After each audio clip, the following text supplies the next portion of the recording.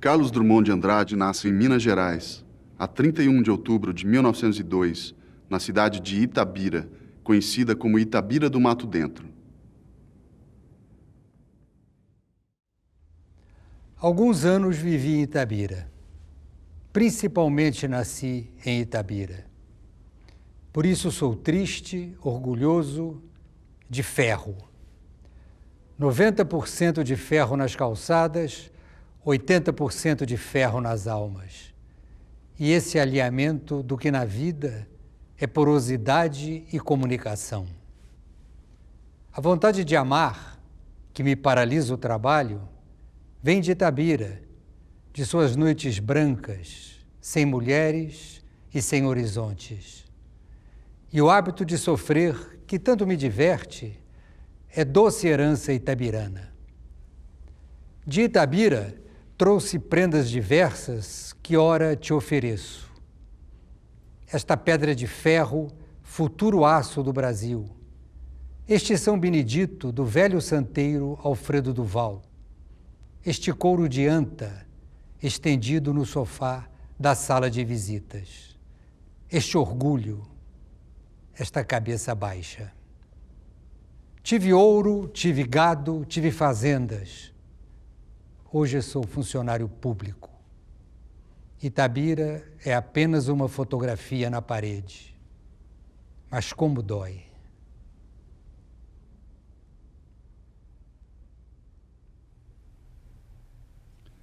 Aos 14 anos, é matriculado como aluno interno no Colégio Arnaldo, da Congregação do Verbo Divino, em Belo Horizonte.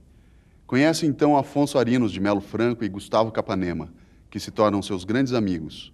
Com problemas de saúde, interrompe seus estudos em Belo Horizonte e retorna a Itabira. Casas entre bananeiras, mulheres entre laranjeiras, pomar, amor, cantar. Um homem vai devagar, um cachorro vai devagar, um burro vai devagar. Devagar as janelas olham. Eita vida besta, meu Deus! Em 1918, Drummond é matriculado no Colégio Interno Anchieta, da Companhia de Jesus, em Nova Friburgo, região serrana do estado do Rio de Janeiro. Comportava-se, segundo o próprio, como um anjo e tinha saudades da família. Nas avaliações parciais, denominadas certames literários, alcançava os postos de coronel e general. Seu boletim registra aproveitamento ótimo ou bom em todas as disciplinas. É o primeiro aluno de sua classe. Meu pai montava a cavalo, ia para o campo. Minha mãe ficava sentada cozendo. Meu irmão pequeno dormia. Eu, sozinho menino, entre mangueiras, li a história de Robinson Crusoe. Comprida história que não acaba mais. No meio-dia, branco de luz, uma voz que aprendeu a ninar nos longes da senzala e nunca se esqueceu, chamava para o café. Café preto que nem a preta velha. Café gostoso.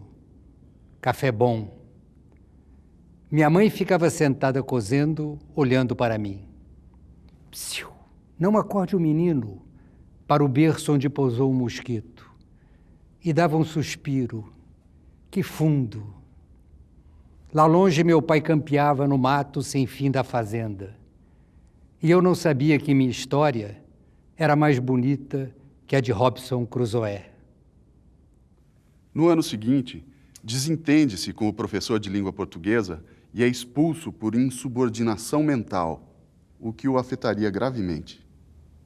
A saída brusca do colégio teve influência enorme no desenvolvimento dos meus estudos e de toda a minha vida. Perdi a fé, perdi tempo e, sobretudo, perdi a confiança na justiça dos que me julgavam. Mas ganhei vida e fiz alguns amigos inesquecíveis. Certificados escolares. Do certame literário neste grande educandário, o nosso aluno mineiro, pacato, aplicado, ordeiro, sai louvado com justiça por ter galgado na liça este sonhado europeu. O posto de coronel em francês, inglês, latim. Que Deus o conserve assim. Em literário certame, após rigoroso exame escrito, oral e o que mais, de resultados cabais, o nosso caro estudante discreto, pouco falante, conquistou em português, sem mais, porém, ou talvez, o ápice colegial dos galões de general. Por seu bom comportamento em cada hora e momento, seja em aula ou no recreio, na capela ou no passeio, acordado e até no sono, do que todos dão abono, receberá hoje o fano, o prêmio maior do ano, que em silêncio não passe, medalha de prima classe.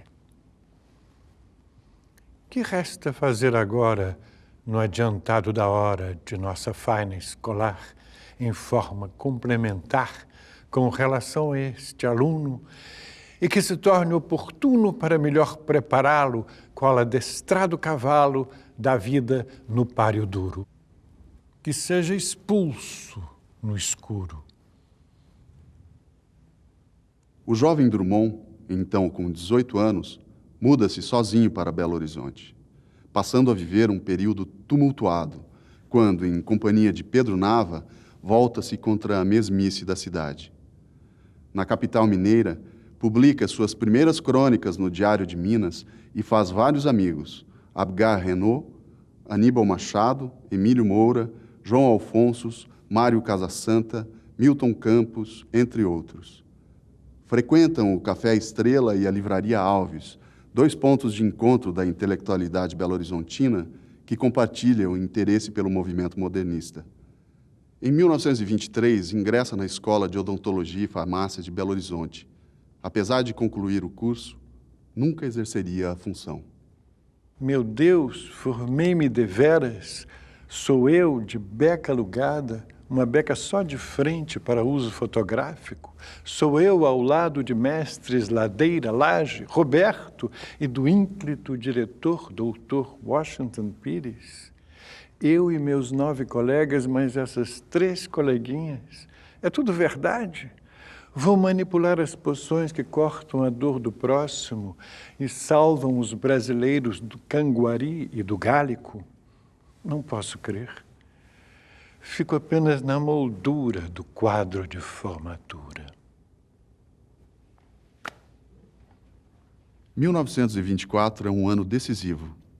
No Grande Hotel de Belo Horizonte, o itabirano conhece Mário de Andrade, Oswald de Andrade, Tarsila do Amaral e Blaise Sandrar, que viajam para conhecer as cidades históricas mineiras. Inicia em seguida a valiosa correspondência do jovem mineiro com Mário de Andrade, figura central do modernismo paulista.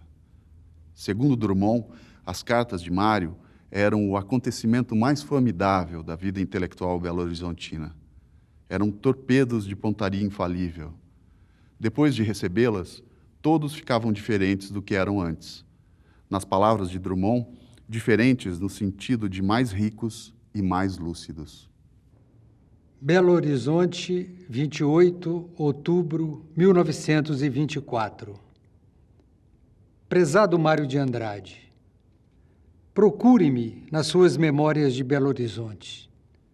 Um rapaz magro que esteve consigo no grande hotel e que muito o estima.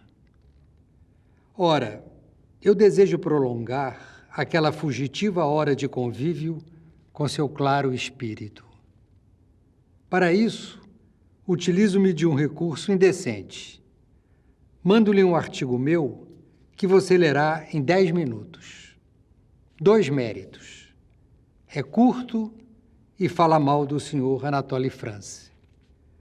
Aliás, Anatole France é um velho vício dos brasileiros e meu também.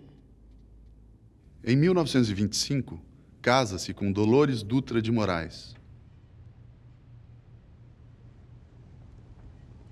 Quero me casar. Na noite, na rua, no mar ou no céu, quero me casar. Procuro uma noiva loura, morena, preta ou azul, uma noiva verde, uma noiva no ar, como um passarinho.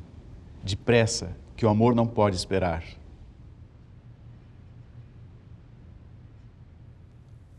Convidado por Alberto Campos para trabalhar como redator-chefe do Diário de Minas, volta a residir em Belo Horizonte. O poema Cantiga de Viúvo é musicado por Heitor Villa-Lobos. A noite caiu na minha alma, fiquei triste sem querer. A noite caiu na minha alma. Fiquei triste sem querer. Uma sombra veio vindo, me abraçou. Era a sombra de meu bem, que morreu há tanto tempo. Me abraçou com tanto amor, me apertou com tanto fogo, me beijou, me consolou. Depois riu devagarinho, me disse adeus com a cabeça e saiu. Fechou a porta. Ouvi seus passos na escada. Depois mais nada. Acabou. No dia 22 de março de 1927, nasce seu filho Carlos Flávio, mas este vive apenas meia hora. Nascer para não viver, só para ocupar estrito espaço numerado ao sol e chuva, que meticulosamente vai delindo o número, enquanto o nome vai se autocorroendo na terra, nos arquivos, na mente volúvel ou cansada, até que um dia, trilhões de milênios antes do juízo final, não reste em qualquer átomo nada de uma hipótese de existência. Um ano depois, nasce sua filha Maria Julieta. 1928 é também o ano em que o modernismo paulista, que seguia cada vez mais forte, lança um de seus mais emblemáticos órgãos de divulgação, a Revista de Antropofagia. O poema No Meio do Caminho aparece estampado na primeira página do 3º número do periódico. No meio do caminho tinha uma pedra. Tinha uma pedra no meio do caminho. Tinha uma pedra. No meio do caminho tinha uma pedra. Nunca me esquecerei desse acontecimento na vida de minhas retinas tão fatigadas. Nunca me esquecerei que no meio do caminho tinha uma pedra. Tinha uma pedra no meio do caminho. No meio do caminho tinha uma pedra. Os versos reapareceriam no livro de estreia de Drummond, Alguma Poesia, publicado em 1930. Mas foi apenas 4 anos depois, quando seu amigo Gustavo Capanema tornou-se ministro da Educação e Saúde Pública e o trouxe para o Rio de Janeiro na condição de seu chefe de gabinete, que a referência a No Meio do Caminho passou à ordem do dia. É o próprio Drummond que registra. O autor da pedra em posição-chave no ministério que cuida do ensino. O solecismo tinha uma pedra, em lugar de havia uma pedra, erigido em norma oficial de linguagem. Capanema sempre foi o mais indulgente dos homens. Não se podia atacar o Estado Novo, porque a censura do DIP vigiava e rosnava. Mas atacar o Capanema podia. Ele dava liberdade e, além do mais, não tinha cobertura em Minas, onde Benedito Valadares lhe fazia pirraças enciumadas. Então, pau no Capanema. Entre outras coisas, a pedra servia para mostrar que só podia ser maluco um ministro que tinha secretário maluco. Política e literatura viam-se assim confundidas, parecendo inconciliáveis a figura do funcionário exemplar e a do poeta extravagante num mesmo sujeito. Mais uma vez me disseram: engraçado, eu pensava que o senhor fosse débil mental, mas agora, vendo que providencia o andamento dos processos e faz as coisas normalmente, vejo que me enganei. Desculpe, foi por causa da pedra no caminho. As acometidas, de fato, foram muitas e com diferentes motivos, mas sempre ressaltavam o atraso e o acanhamento de grande parte dos meios literário, acadêmico e intelectual brasileiros, incapazes de, décadas depois da Semana de Arte Moderna de 1922, compreender criticamente o poema. Outra joia polêmica de Alguma Poesia é o célebre Poema de Sete Faces, que abre o volume e vale, ainda hoje, como certidão de nascimento do poeta. Quando nasci, um anjo torto, desses que vivem na sombra, disse: vai, Carlos, ser gosto na vida. As casas espiam os homens que correm atrás de mulheres. A tarde talvez fosse azul, não houvesse tantos desejos. O bonde passa cheio de pernas, pernas brancas, pretas, amarelas. Para que tanta perna, meu Deus? Pergunta meu coração. Porém, meus olhos não perguntam nada.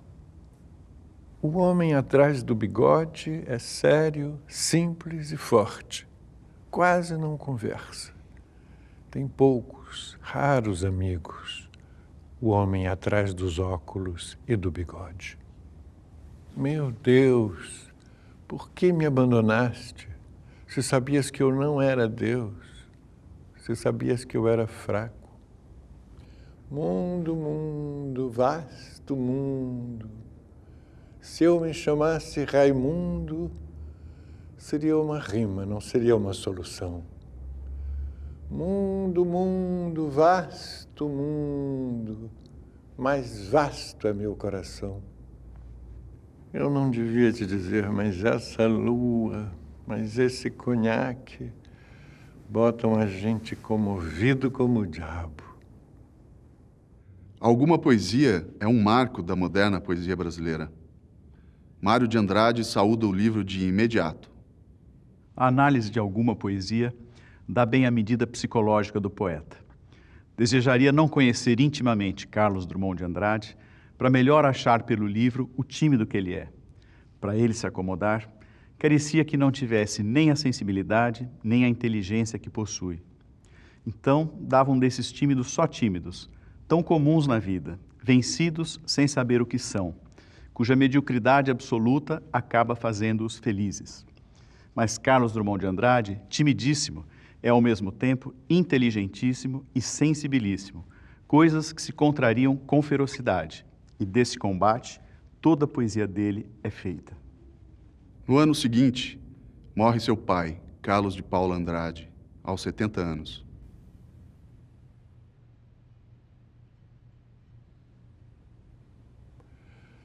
No deserto de Itabira, a sombra de meu pai tomou-me pela mão.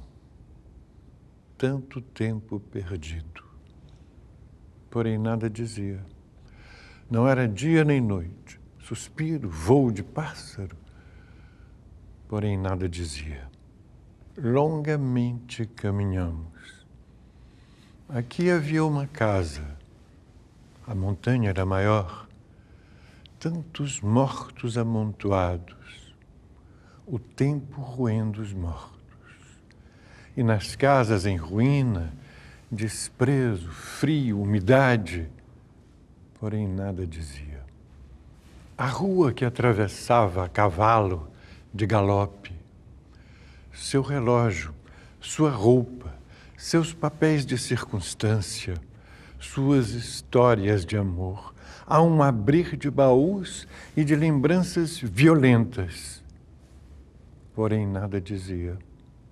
No deserto de Itabira, as coisas voltam a existir irrespiráveis e súbitas. O mercado de desejos expõe seus tristes tesouros.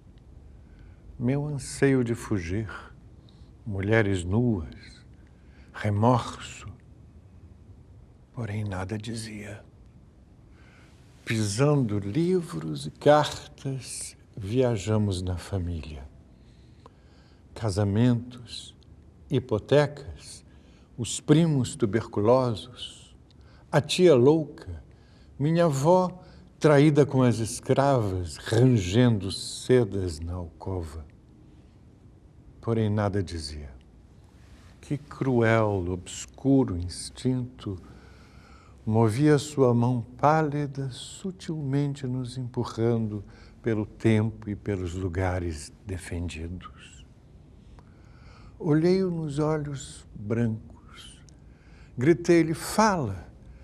Minha voz vibrou no ar um momento, bateu nas pedras, a sombra prosseguia devagar aquela viagem patética através do reino perdido.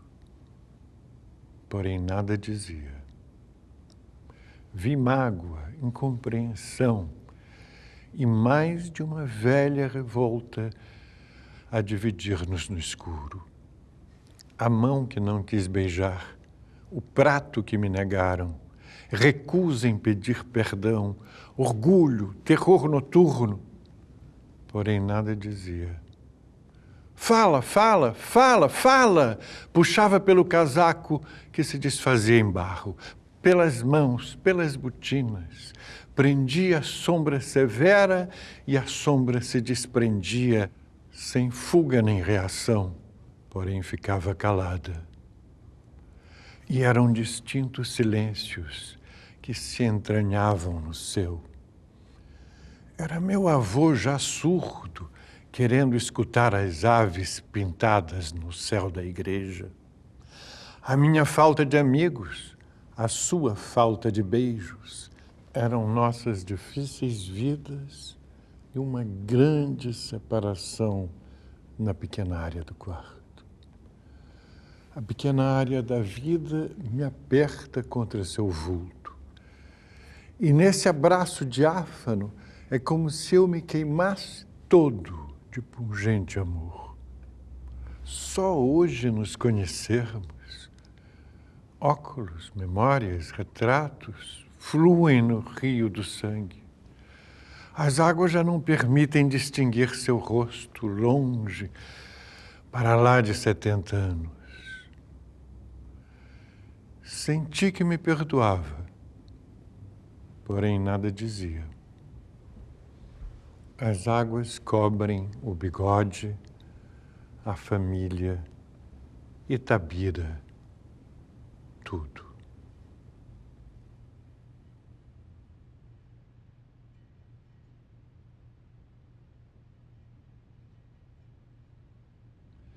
Em 1934, a cooperativa Os Amigos do Livro publica Brejo das Almas, numa tiragem de apenas 200 exemplares.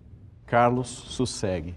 O amor é isso que você está vendo. Hoje beija, amanhã não beija, depois de amanhã é domingo e segunda-feira ninguém sabe o que será. Inútil você resistir ou mesmo suicidar-se. Não se mate, ó, não se mate. Reserve-se todo para as bodas, que ninguém sabe quando virão, se é que virão. O amor, Carlos, você telúrico, a noite passou em você e os recalques se sublimando. Lá dentro, um barulho inefável, rezas, vitrolas, santos que se persignam, anúncios do melhor sabão, um barulho que ninguém sabe de que para quê. Entretanto, você caminha melancólico e vertical. Você é a palmeira, você é o grito que ninguém ouviu no teatro e as luzes todas se apagam. O amor no escuro, não, no claro, é sempre triste, meu filho, Carlos. Mas não diga nada a ninguém, ninguém sabe, nem saberá. Com sua nomeação para chefe de gabinete do ministro Gustavo Capanema, Drummond muda-se para o Rio de Janeiro. Foi no Rio. Eu passava na avenida quase meia-noite. Bicos de seio batiam nos bicos de luz, estrelas inumeráveis. Havia promessa do mar e bondes tilintavam, abafando o calor que soprava no vento. E o vento vinha de Minas. Meus paralíticos sonhos, desgosto de viver, a vida para mim a vontade de morrer, faziam de mim homem realejo imperturbavelmente na galeria cruzeiro, quente, quente. E como não conhecia ninguém a não ser o doce vento mineiro, nenhuma vontade de beber, eu disse, acabemos com isso. Mas tremia na cidade uma fascinação, casas compridas, altos abertos correndo o caminho do mar, voluptuosidade errante do calor, 1000 presentes da vida aos homens indiferentes, que meu coração bateu forte, meus olhos inúteis choraram. O mar batia em meu peito, já não batia no cais. A rua acabou, quede as árvores. A cidade sou eu, a cidade sou eu a cidade, meu amor.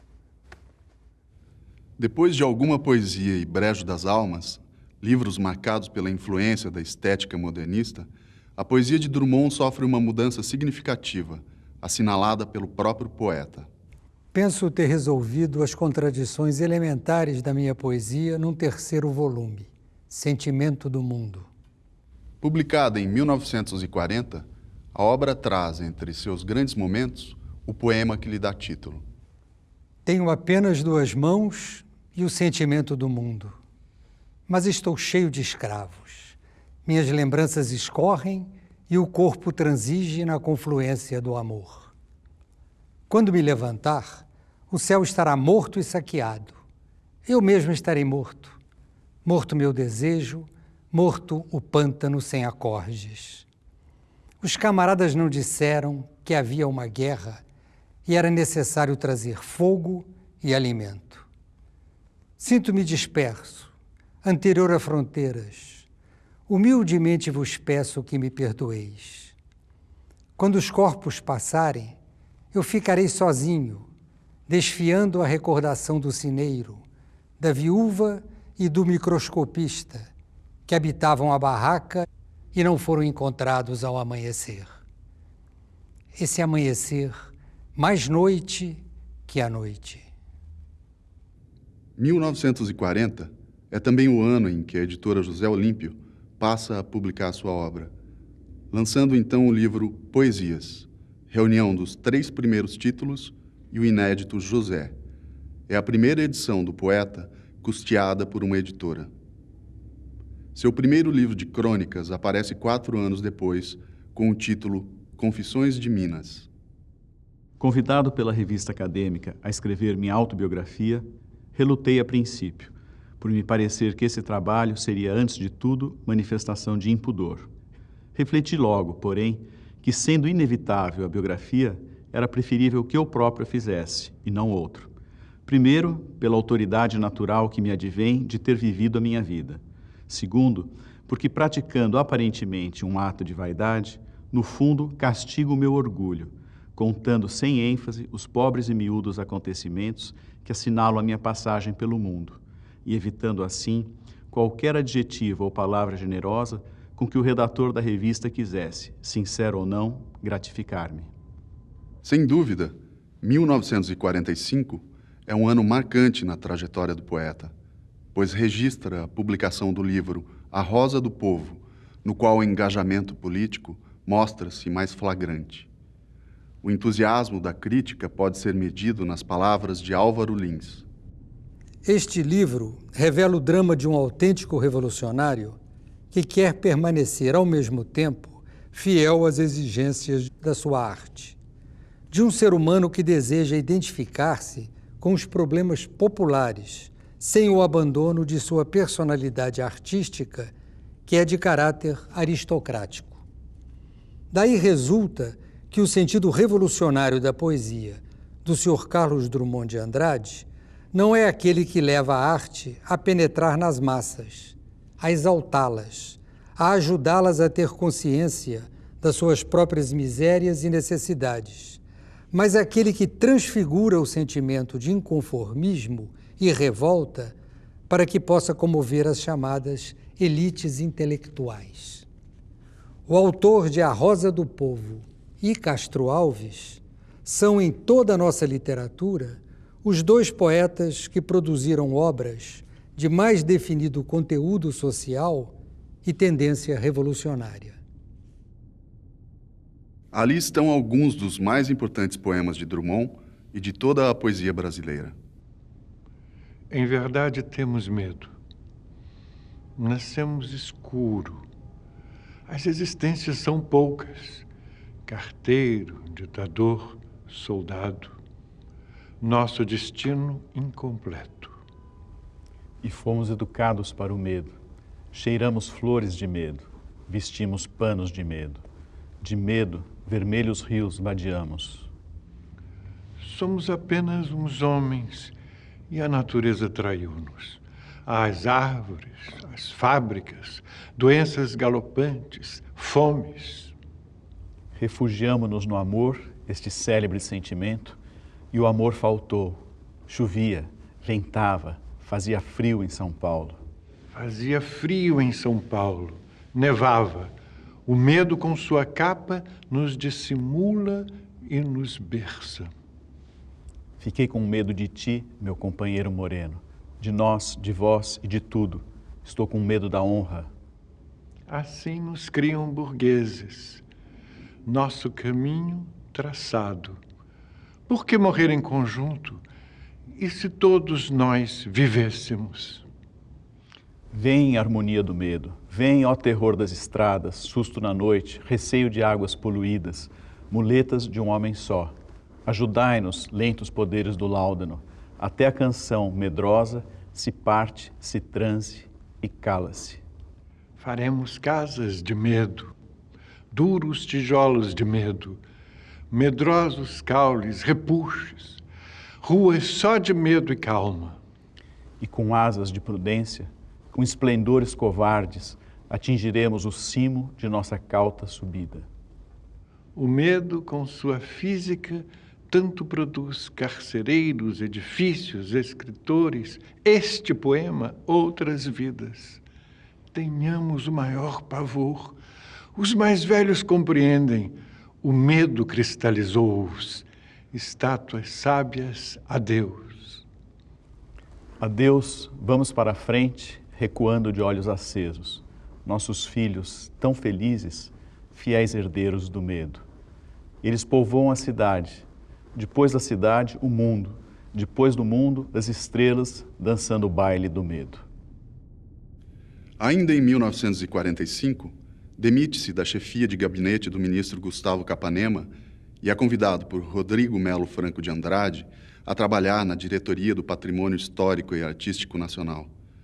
Mais tarde, torna-se chefe da seção de História na divisão de Estudos e Tombamento. Como dizem os versos de nosso tempo, aquele é um tempo de partido, tempo de homens partidos, ou ainda de política na maçã, no santo, no gozo. Em seu diário, no dia 12 de abril de 1945, Carlos Drummond de Andrade desabafa. Sou um animal político ou apenas gostaria de ser? Esses anos todos, alimentando o que julgava ideias políticas socialistas, e eis que se abre o ensejo para defendê-las. Estou preparado? Posso entrar na militância sem me engajar num partido? Minha suspeita é que o partido, como forma obrigatória de engajamento, anula a liberdade de movimentos, a faculdade que tem o espírito de guiar-se por si mesmo e estabelecer ressalvas à orientação partidária. Nunca pertencerei a um partido. Isto eu já decidi. Resta o problema da ação política em bases individualistas, como pretende a minha natureza. Há uma contradição insolúvel entre minhas ideias, ou o que suponho minhas ideias, e talvez sejam apenas utopias consoladoras, e minha inaptidão para o sacrifício do ser particular, crítico e sensível, em proveito de uma verdade geral, impessoal, às vezes dura, se não impiedosa. Não quero ser um energúmeno, um sectário, um passional, ou um frio domesticado conduzido por palavras de ordem. Como posso convencer a outros se não me convenço a mim mesmo? Se a inexorabilidade, a malícia, a crueza, o oportunismo da ação política me desagradam e eu, no fundo, quero ser um intelectual político sem experimentar as impurezas da ação política. Chega, vou dormir. Em dezembro de 1948, morre sua mãe, Julieta Augusta. Por que Deus permite que as mães vão-se embora? Mãe não tem limite, é tempo sem hora, luz que não apaga quando sopra o vento e chuva desaba. Veludo escondido na pele enrugada, água pura, ar puro, puro pensamento. Morrer acontece com o que é breve e passa sem deixar vestígio. Mãe, na sua graça, é eternidade. Porque Deus se lembra, mistério profundo, de tirá-lo um dia. Fosse eu rei do mundo, baixava uma lei. Mãe não morre nunca. Mãe ficará sempre junto de seu filho. E ele, velho embora, será pequenino feito grão de milho. Ao reler as cartas da mãe, já 2 anos depois de sua morte, Drummond anota em seu diário, no dia 3 de janeiro de 1950. Amar depois de perder. Estive relendo suas cartas de 1925 a 1947. A última escrita por sua mão é de 1º de fevereiro de 1947. As demais foram ditadas. Há em todas um profundo lamento do ser apegado à família por intenso amor, aguçado pela separação ou experimentado no desentendimento passageiro, e da criatura acometida pelos sofrimentos físicos, mas encontrando na devoção religiosa o consolo e o remédio para todas as provações. É a queixa da viuvez, o culto minucioso da memória do marido, a saudade dos filhos distantes, o choque com aqueles que, estando perto, não se ajustam à sua extrema e refinada sensibilidade, a preocupação de todos os minutos com a saúde, o bem-estar, a felicidade e a salvação de cada um.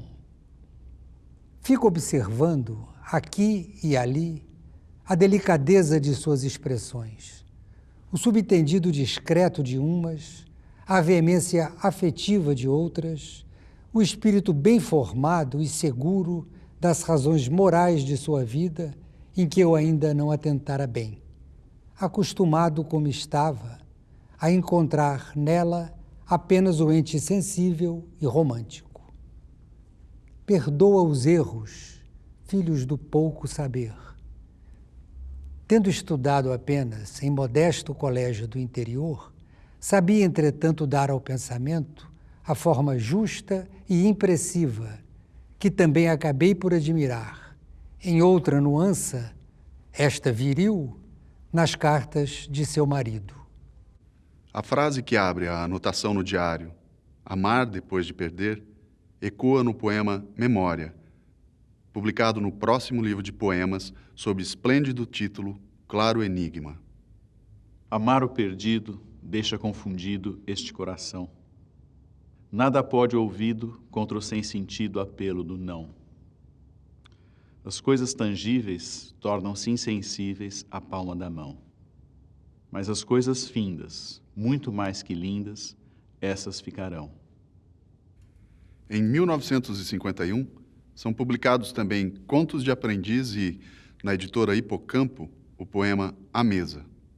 Mas é claro enigma que se torna, desde logo, um marco, pela extrema qualidade de seus poemas e porque ali Drummond abandona a poesia social de A Rosa do Povo sob a força da desilusão e de uma perturbadora indagação filosófica. Que metro serve para medir-nos? Que forma é nossa e que conteúdo? Contemos algo? Somos contidos? Dão-nos um nome? Estamos vivos? A que aspiramos? Que possuímos? Que relembramos? Onde jazemos? Nunca se finda nem se criara. Mistério é o tempo inigualável. 2 anos antes, Maria Julieta casara-se com o escritor e advogado Manuel Granier Echeverri e mudaram-se para Buenos Aires. Em 1950, o poeta saíra pela primeira vez do país, indo visitar a filha quando do nascimento de seu primeiro neto, Carlos Manuel. 3 anos depois, Drummond voltaria à capital argentina, levado pelo nascimento de outro neto, Luiz Maurício, a quem dedica o poema A Luiz Maurício Infante, reunido no ano seguinte no volume Fazendeiro do Ar. Mais que registro de um acontecimento familiar, o poema propõe a recriação do mundo em moldes absolutamente novos. Acorda, Luiz Maurício. Vou te mostrar o mundo, se é que não preferes vê-lo de teu reino profundo. Despertando, Luiz Maurício, não chores mais que um tiquinho. Se as crianças da América choram em coro, que seria, digamos, do teu vizinho? Que seria de ti, Luiz Maurício, pranteando mais que o necessário? Os olhos se inflamam depressa e do mundo o espetáculo é vário e pede ser visto e amado. É tão pouco 5 sentidos, pois que sejam lépidos, Luiz Maurício, que sejam novos e comovidos. E como há tempo para viver, Luiz Maurício, podes gastá-lo à janela que dá para a justiça del trabalho, onde a imaginosa linha da era tenazmente compõe seu desenho, recobrindo o que é feio, formal e triste. Sucede que chegou a primavera, menino, e o muro já não existe. Admito que amo nos vegetais a carga de silêncio, Luiz Maurício, mas há que tentar o diálogo quando a solidão é vício. E agora começa a crescer. Em poucas semanas um homem se manifesta na boca, nos rins, na medalhinha do nome. Já te vejo na proporção da cidade, dessa caminha em que dormes. Dir-se-ia que só o anão de Harrods, hoje velho, entre garotos enormes, conserva o disfarce da infância, como, na sua imobilidade, à esquina de Córdoba e Florida, só aquele velho pendido e sentado, de luvas e, sobretudo, vê passar, é cego, o tempo que não enxergamos, o tempo irreversível, o tempo estático, o espaço vazio entre ramos. O tempo, que fazer dele? Como adivinhar, Luiz Maurício, o que cada hora traz em si de plenitude e sacrifício? Hás de aprender o tempo, Luiz Maurício, e há de ser tua ciência uma tão íntima conexão de ti mesmo e tua existência que ninguém suspeitará nada. E teu primeiro segredo seja antes de alegria subterrânea que de soturno medo. Aprenderás muitas leis, Luiz Maurício, mas, se a esqueceres, depressa outras mais altas descobrirás, e é então que a vida começa e recomeça, e a todo instante a outra. Tudo é distinto de tudo, e anda o silêncio, e fala o nevoento horizonte, e sabe guiar-nos o mundo. Pois a linguagem planta suas árvores no homem, e quer vê-las cobertas de folhas, de signos, de obscuros sentimentos, e avenidas desertas são apenas as que vemos sem ver. Há pelo menos formigas atarefadas e pedras felizes ao sol e projetos e cantigas que alguém um dia cantará, Luiz Maurício. Procura deslindar o canto, ou antes, não procures. Ele se oferecerá sob forma de pranto ou de riso. E te acompanhará, Luiz Maurício. E as palavras serão servas de estranha majestade. É tudo estranho.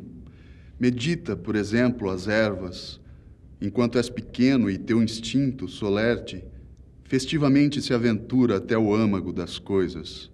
A que veio, que pode, quanto dura essa discreta forma verde entre formas? E imagina ser pensado pela erva que pensas. Imagina um elo, uma afeição surda, um passado articulando os bichos e suas visões, o mundo e seus problemas. Imagina o rei com suas angústias, o pobre com seus diademas. Imagina uma ordem nova. Ainda que uma nova desordem não será bela. Imagina tudo, o povo com sua música, o passarinho com sua donzela, o namorado com seu espelho mágico, a namorada com seu mistério, a casa com seu calor próprio, a despedida com seu rosto sério. O físico, o viajante, o afiador de facas, o italiano das sortes e seu realejo, o poeta sempre meio complicado, o perfume nativo das coisas e seu arpejo. O menino que é teu irmão e sua estouvada ciência de olhos líquidos e azuis, feita de maliciosa inocência. que ora viaja enigmas extraordinários. Por tua vez, a pesquisa há de solicitar-te um dia mensagem perturbadora na brisa. É preciso criar de novo, Luiz Maurício, reinventar nagôs e latinos, e as mais severas inscrições e quantos ensinamentos e os modelos mais finos. De tal maneira a vida nos excede e temos de enfrentá-la com poderosos recursos. Mas seja humilde tua valentia. Repara que há veludo nos ursos. Inconformados e prisioneiros em Palermo, eles procuram o outro lado. E na sua faminta inquietação, algo se liberta da jaula e seu quadrado. Detente. A grande flor do hipopótamo brota da água, nenúfar. E dos dejetos do rinoceronte se alimentam os pássaros. E o açúcar que dás na palma da mão à língua terna do cão adoça todos os animais. Repara que autênticos, que fiéis a um estatuto sereno, e como são naturais. É meio-dia, Luiz Maurício, hora belíssima entre todas, pois, unindo e separando os crepúsculos, a sua luz se consumam as bodas, do vivo com o que já viveu ou vai viver, e a seu puríssimo raio, entre repuxos, os ticos e as palomas confraternizam na Plaza de Maio. Aqui me despeço e tenho por plenamente ensinado o teu ofício, que de ti mesmo em púrpura o aprendeste ao nascer, meu netinho Luiz Maurício. Em 1957, publica Fala Amendoeira. 3 anos depois, nasce seu terceiro neto, Pedro Augusto, em Buenos Aires.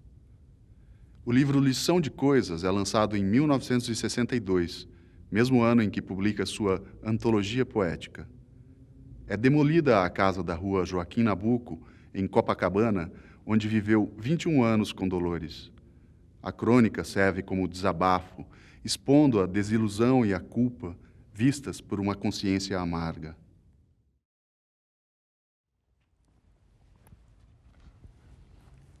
Agora temos de fechar e sair. Vendi a casa. Será demolida como todas as casas que restam serão demolidas. Era a única que sobrava nesta quadra. Fora do alinhamento, sua massa barriguda tinha alguma coisa de insolente, de provocativo. Não podia continuar. Isto é, podia. Eu é que entreguei os pontos. Agora veja o que está se passando. Mal assinei a escritura e voltei. Começo a sentir-me estranho na casa. Rompeu-se um laço. Mais do que isso, uma fibra. Eu não sabia ao certo o que é uma casa. Agora sei e estou meio envergonhado.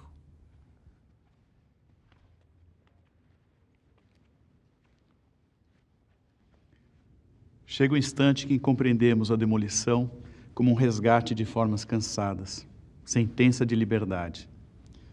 Talvez sejamos levados a essa compreensão pelo trabalho similar, mais surdo, que se vai desenvolvendo em nós. E não é preciso imaginar a alegria de formas novas, mais claras, a surgirem constantemente de formas caducas, para aceitar de coração sereno as coisas que se ligaram à nossa vida.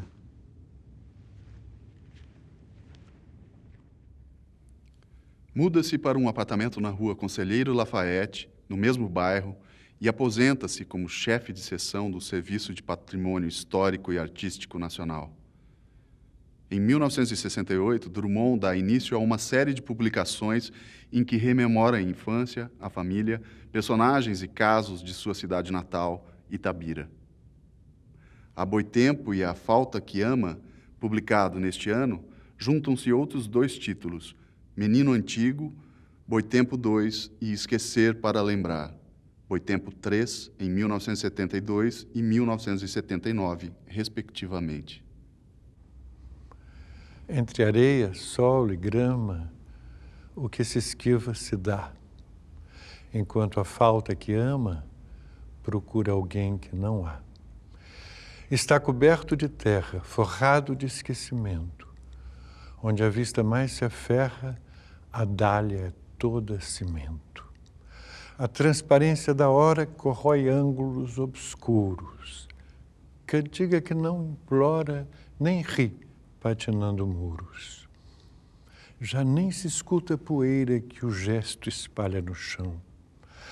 A vida conta-se inteira em letras de conclusão.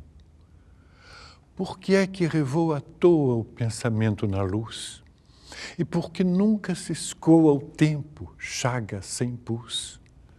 O inseto petrificado na concha ardente do dia une o tédio do passado a uma futura energia. No solo vira semente? Vai tudo recomeçar? É a falta ou ele que sente o sonho do verbo amar? O poeta, que atuava há mais de 2 décadas como cronista no Correio da Manhã, passa a colaborar em 1969 no Jornal do Brasil, onde ficará por 15 longos anos. Nesse ano, é publicado o livro de crônicas Caminhos de João Brandão.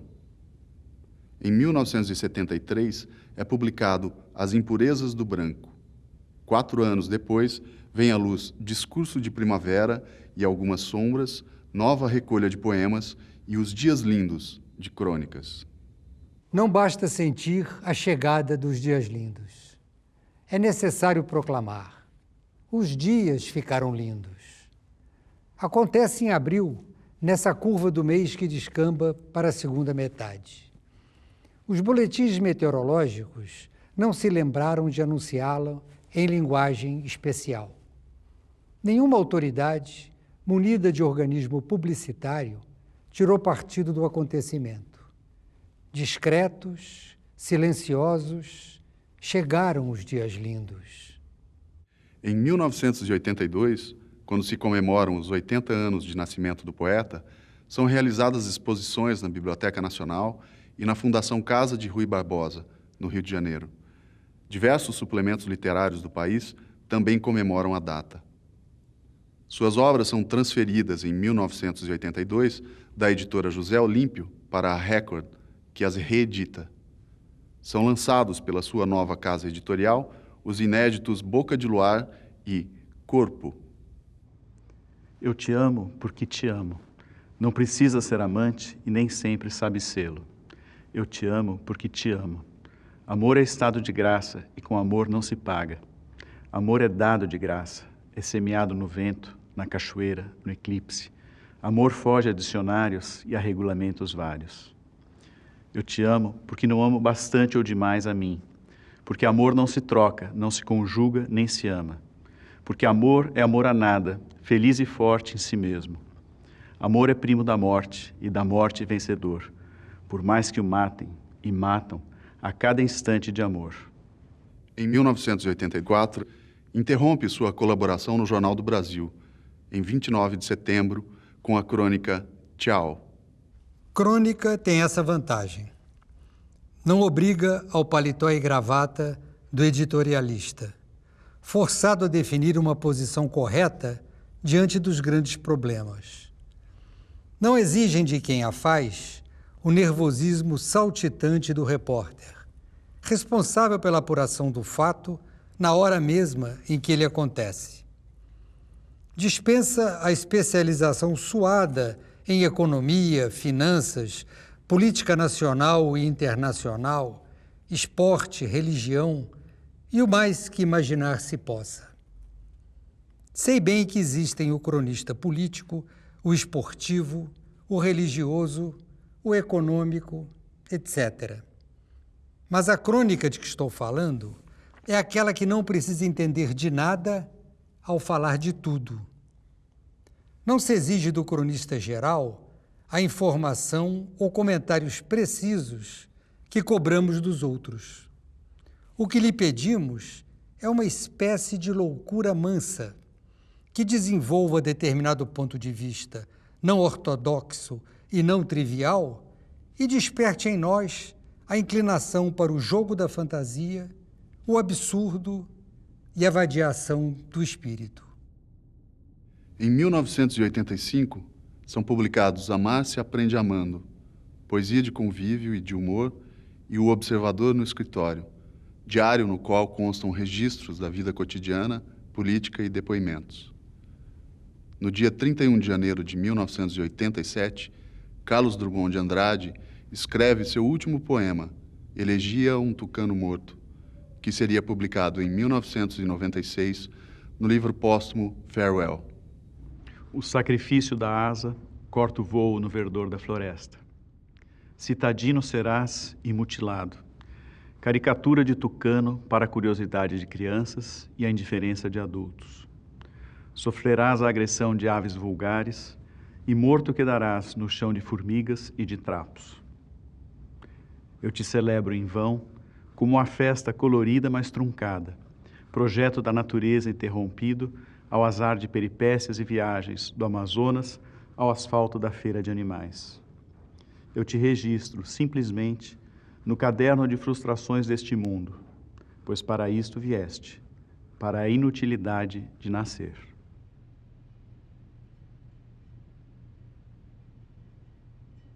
No dia 5 de agosto de 1987, falece sua filha, Maria Julieta, aos 59 anos. Com problemas cardíacos, o estado de saúde do poeta torna-se mais grave. Falece 12 dias depois.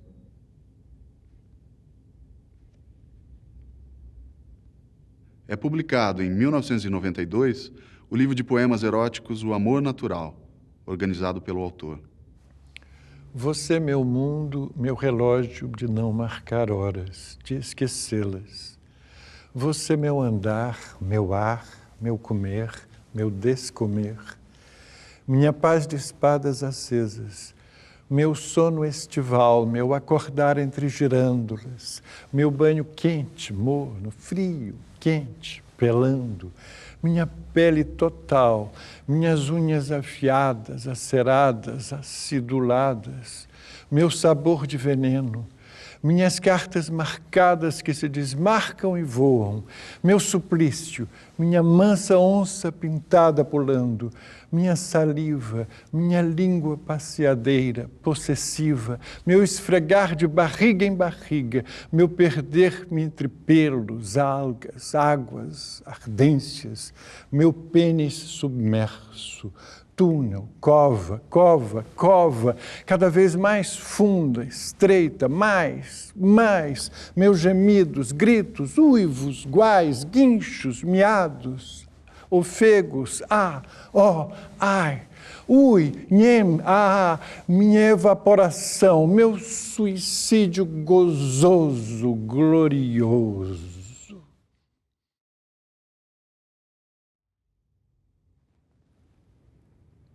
Mãos dadas. Não serei o poeta de um mundo caduco. Também não cantarei o mundo futuro. Estou preso à vida e olho meus companheiros. Estão taciturnos, mas nutrem grandes esperanças. Entre eles, considero a enorme realidade. O presente é tão grande, não nos afastemos. Não nos afastemos muito, vamos de mãos dadas. Não serei o cantor de uma mulher, de uma história, não direi os suspiros ao anoitecer, a paisagem vista da janela, não distribuirei entorpecentes ou cartas de suicida. Não fugirei para as ilhas, nem serei raptado por serafins. O tempo é a minha matéria, o tempo presente, os homens presentes, a vida presente.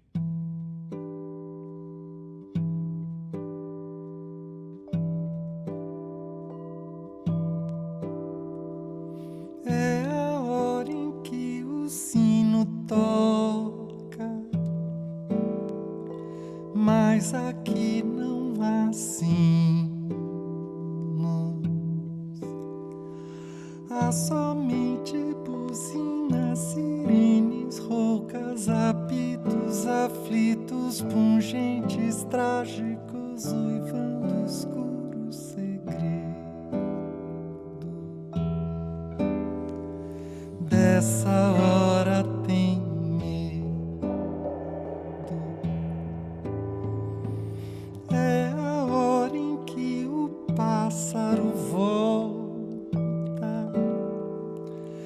mas de há muito não há pássaros. Só multidões compactas escorrendo, exaustas como espesso óleo que impregna o lajedo.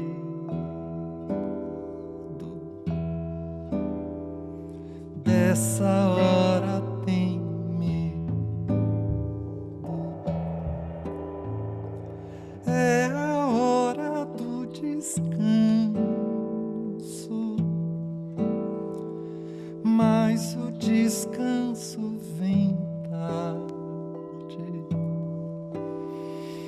O corpo não pede sono depois de tanto rodar, pede paz, morte, mergulho no poço mais erguido.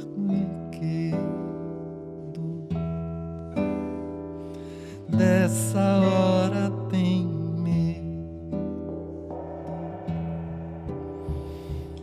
Hora de delicadeza,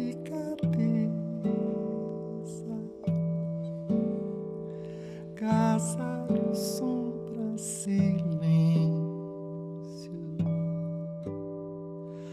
Haverá de sorrir